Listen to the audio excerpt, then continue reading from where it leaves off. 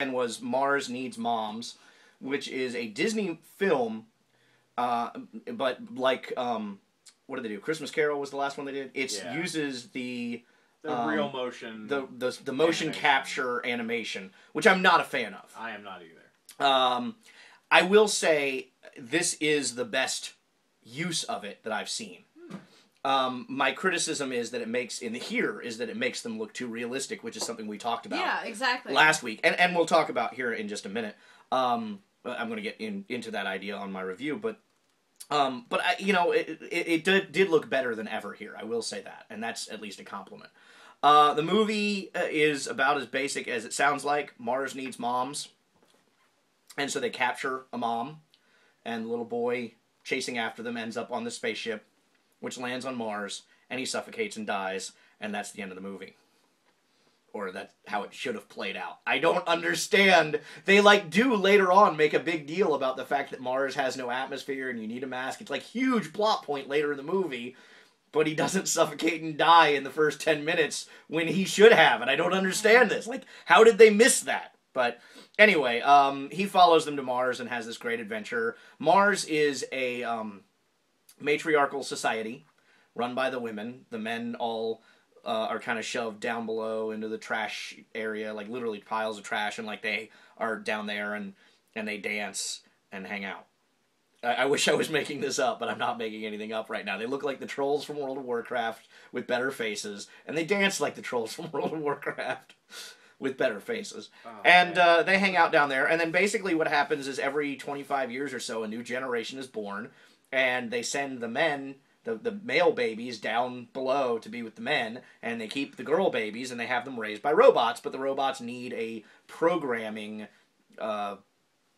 guide, I guess, and so they abduct a mother to use as the programming guide. So the little kid is there to save his mom. He runs into another guy who's been there for a while, who we get a backstory on, who has been there basically since he was a kid, and the exact same thing happened to him. His name is Gribble, and he's voiced by Dan Fogler, who we like. Yes, we like Dan Fogler. And he's actually really good here. Interestingly, the main character, the 9-year-old boy, is performed by Seth Green. And I'm sitting there, I was sitting there the whole movie trying to figure out the voice, going, who is that? And I was doing the same thing for Dan Fogler, too, because there were a couple of times that he sounded like, what's his name? Other heavyweight actor with the beard. Yeah, you're narrowing it down. Is in... Galifianakis? No, not Zach Galifianakis. John Goodman? Did the brief cameo appearance in Zack and Miri Make a Porno. You know what I'm talking about. I know exactly. He's in the Sons of Tucson. Yeah, he was in Sons of Tucson, which I loved. He's got the new sitcom on CBS that I also love, Yeah, and I suddenly can't can't remember his name. But yeah, I know. But there were a couple points that he sounded like that, so I thought it was him. But then the end credits rolled, and I was like, "There's no way that is Seth Green." And sure enough, they're crediting the kid performance as Seth Green because he did the motion capture. But they realized they couldn't make the voice work, so they ended up redubbing all his lines with another kid. Wow. So it is Seth Green, but it isn't. The animation is actually, as I said, pretty impressive. The problem I have with it kind of ties into what I just talked about the kid should have died 10 minutes in.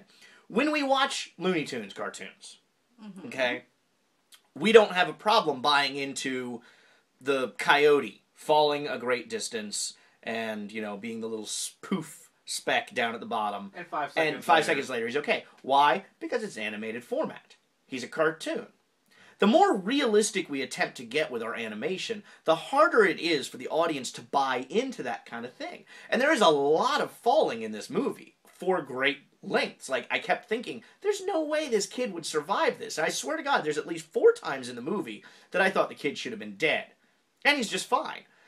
That's a problem with the animation style, because the more realistic we try to make this animation, the harder it is to buy into those hyperbolic stunts. At some point you've got to make a decision that you're going to make it an animated movie and allow it to be animated and look kind of cartoony so you can get away with those gags, or you're going to make it look realistic and you're going to have to pull back those kind of gags and not get away with it.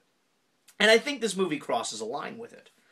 The story is not bad. I kind of wished it was a little more B-movie, because the whole idea of it being Mars Needs Moms is a big play on those old movies like Mars Needs Women. But it is based on a book, and I didn't know this. It's based on a book by Burke Breathed, who did Bloom County. Mm-hmm. He wrote a book, and that's what the basis of this is from.